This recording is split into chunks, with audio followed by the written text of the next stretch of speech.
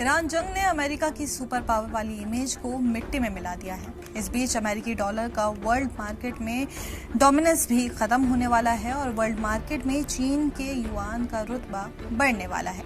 लोगों के बीच ऐसी चर्चाएं तेज हो गई हैं।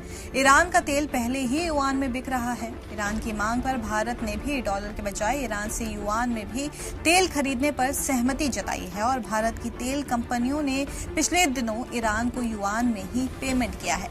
उधर सऊदी अरब पहले ही चीन के साथ अपनी नजदीकियां बढ़ा चुका है।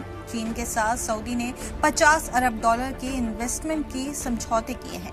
वहीं यूएई ने भी अमेरिका को सीधा धमकी दी है। अगर उसकी शर्तों को नहीं माना गया तो तेल का कारोबार डॉलर के बजाय चीनी युआन में करना शुरू कर देगा।